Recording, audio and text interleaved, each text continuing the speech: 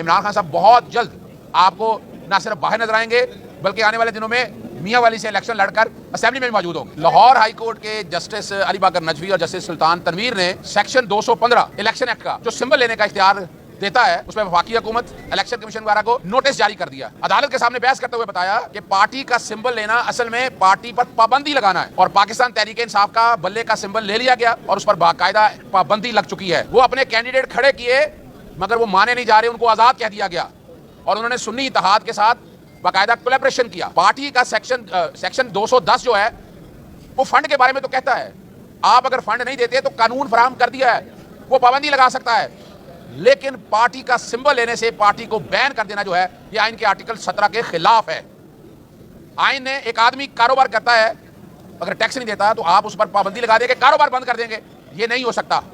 तरीका ये है अदालत के दिमाग से तो क्या तरीका होना चाहिए कि इसमें जुर्माना हो सकता है, यानी आप पार्टी पर पाबंदी नहीं लगा सकते हैं अदालत के दिमाग से कि पाकिस्तान तहरीक इंसाफ एक पार्टी के तौर पर जो इलेक्शन लड़ रही है वो उस पर तो कोई कदर नजर नहीं आती है।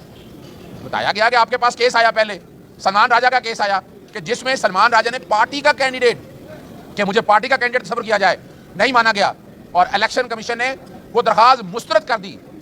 ये इस बात का सबूत है कि इलेक्शन का सिंबल लेने से मुराद ये है कि पार्टी पर पाबंदी लगा दी जाए। अदालत ने इस केस को इससे पहले जस्टिस शाहिद बिलाल हसन ने यह दरखास्त मुस्तरद कर दी थी, उसके साथ इकट्ठा लगाने का हुक्म दे दिया। सेक्शन 232 इलेक्शन एक्ट का जिसके तहत नाअहली ताहयात खत्म की थी उसको चैलेंज किया गया था। जस्टिस शाहिद बिलाल हसन के पास उस केस की समाअत हुई। अदालत को बताया कि सुप्रीम कोर्ट ने फैसला दे दिया है, उन्होंने आर्टिकल 62(1)(f) की तो तशरीह कर दी है, लेकिन 232 जो 5 साल लिमिट कर रहा है अहलियत को, वो ये नहीं कर सकता। अदालत ने इस दरखास्त पर भी नोटिस जारी कर दिया है, अटॉर्नी जनरल को और बाकी को 27 की मुआवनत के लिए भी तलब कर लिया है। फैसला हो चुका है, तमाम पार्टी मेंबरान को हदायत जारी कर दी हैं कि वो सुन्नी इत्तेहाद के साथ अपने सर्टिफिकेट जमा कराएं। जो नहीं जमा कराएगा वो पार्टी डिसिप्लिन की जहाँ खिलाफवर्जी करेगा और अगर किसी और सियासी जमात में वो ज्वाइन कर लेता है तो उसके खिलाफ आर्टिकल 63 की कार्रवाई शुरू की जाएगी। छोड़ा नहीं जाएगा ऐसे लोगों को। 2 मौके के ऊपर, एक ये और दूसरा अगर वही लोग जो हमारे टिकट पे मुंतखब हुए हैं और वो जाकर वोट देते हैं वज़ीर आज़म को मुंतखब करने का, एतमाद का वोट देते हैं, तो तब भी उन लोगों के खिलाफ बाकायदा कार्रवाई की जाएगी आर्टिकल 63 के तहत और अपनी सीट वो खो देंगे। वो बेसिकली इस पर आर्टिकल 63 की जजमेंट आ चुकी है। साइफर के केस में यहाँ पर सस्पेंशन की बात भी की और नाअहली खत्म करने के हवाले से भी की है।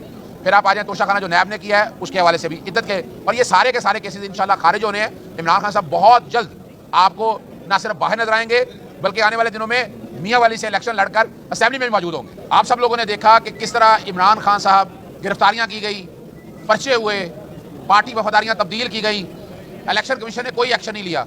फिर एक ही सियासी जमात के खिलाफ प्रॉपर्टी फंडिंग वाला केस, तोशा खाना, इलेक्शन का सिंबल ले लिया गया और बहुत से मामला आपने देखे। इलेक्शन से कबल जिस तरह लोगों को गिरफ्तार किया गया वो अपनी जगह पर है, लेकिन जैसे ही इलेक्शन आए उसके बाद कागजात नामजदगी मुस्तरद जिस तादाद में हुए, फिर उसकी अपीलें फाइल हुई, वो भी एक रिकॉर्ड तादाद है। उन अपीलों के बाद हाईकोर्ट में मामला आया, हाईकोर्ट से फिर सुप्रीम कोर्ट में गया और कई तो इसलिए रह गए कि इलेक्शन का वक्त गुजर गया था और इलेक्शन लड़ने का हक छीन लिया गया। फिर जब इलेक्शन से 10 दिन कबल कई लोगों को, जो 70 के करीब कहा जा रहा है, लोगों को उठाया गया और मैंने सारी तफसीलात आप लोगों को बता दी गई है। उनमें से कई लोगों से कागजात रिटायरमेंट का कहा गया, हालांकि वो पुलिस हिरासत में थे। ये भी प्री पोल रिगिंग में आता है। फिर इलेक्शन वाले दिन फॉर्म 45 जिस तरह गायब कर दिए गए, तब्दील कर दिए गए फॉर्म 47, और लियाकत चट्टा ने जो सारी कहानी बता दी है हकायक पर मबनी, उसके बाद डाउट कोई नहीं रह गया। सुप्रीम कोर्ट से गुजारिश की गई है कि इन सारे मामले की इंक्वायरी की जाए। इलेक्शन कमीशन जिसमें एतबार नहीं किया जा सकता कि उन्होंने आइन और कानून के मुताबिक इलेक्शन कराए हैं। मुनीर अहमद की तरफ से इलेक्शन कमीशन, वफाकी हुकूमत, चारों सूबाई इलेक्शन कमीशन को इसमें फरीक बनाया गया है। आर्टिकल 184(3) की तरफ से मुनीर अहमद की दरखास्त दायर की गई है। अच्छा, ये बताइएगा कि इलेक्शन कमीशन की जानिब से 9 जजेस को जो है बतौर ट्रिब्यूनल के लिए डिमांड की गई थी लाहौर हाई कोर्ट से, तो लाहौर हाई कोर्ट में जजेस की कमी के बायस जो है वो 2 जजेस के नाम दिए गए हैं। तो आपको नहीं लगता कि इतने ज़्यादा पिटिशनर है और इसमें कितना मज़ीद? देखिए, ये सबूत है इसी बात का कि इलेक्शन कमीशन ने अगर इलेक्शन आइन और कानून के मुताबिक कराए जाते तो इतनी बड़ी तादाद में अपीलें नहीं आनी। इलेक्शन कमीशन के सामने इस वक्त कोई 200 के करीब जो फॉर्म 47 और फॉर्म 45 के हवाले से वो मामला ज़ेर इल्तवा है। ये इस बात का सबूत है कि इलेक्शन कमीशन ने अपना किरदार अदा नहीं किया। जहाँ तक जजेस की तादाद की बात है वो मैं समझता हूँ कि लाहौर हाई कोर्ट के चीफ जस्टिस को वो जजेस फराहम करने चाहिए ताकि इलेक्शन ट्राइब्यूनल अपना कानून के मुताबिक काम कर सकें। अच्छा तो साहब ये बताएं कि सोशल मीडिया पर जो वीडियो वायरल हो रही है जो अपना मानसरा से जो N115 के हवाले से लक्ष्मी चौक से जो बैलेट पेपर जो छुपाए जा रहे हैं उसकी वीडियो जाली, इस वाले से आप क्या कहेंगे? देखिए एक बात तो बड़ी वाज़ेह है, देखिए वो मैं उसको अभी जाली या असली साबित करने से पहले एक सवाल रखता हूँ कि ये इलेक्शन कमीशन को इंक्वायरी तो करनी चाहिए कि हूबहू बैलेट पेपर बाहर कैसे आया, सीरियल नंबर एक जैसे हैं, लाहौर का बैलेट पेपर, यानी वो बैलेट पेपर किसने दिया है कि जो बाहर आके छपा है, वो जो भी छाप रहा था वो सामने आए। लेकिन एक बात तो बड़ी वाज़ेह है, जो सिक्योरिटी फीचर की बड़ी बातें होती थी, इसका मतलब है बैलेट पेपर बाहर भी छपा गया है, बैलेट पेपर यकीनन बाहर ये तब्दील भी होंगे, तो इसकी इंक्वायरी और इन्वेस्टिगेशन इलेक्शन कमीशन नहीं कर सकता, उसकी कैपेसिटी नहीं है। इसके लिए जुडिशल कमीशन बनना चाहिए जो सारे मामला को देखे। देखिए एक बात तो बड़ी वाज़ेह है, देखिए वो मैं उसको अभी जाली या असली साबित करने से पहले एक सवाल रखता हूँ कि ये इलेक्शन कमीशन को इंक्वायरी तो करनी चाहिए कि हूबहू बैलेट पेपर बाहर कैसे आया, सीरियल नंबर एक जैसे हैं, लाहौर का बैलेट पेपर, यानी वो बैलेट पेपर किसने दिया है कि जो बाहर आके छपा है,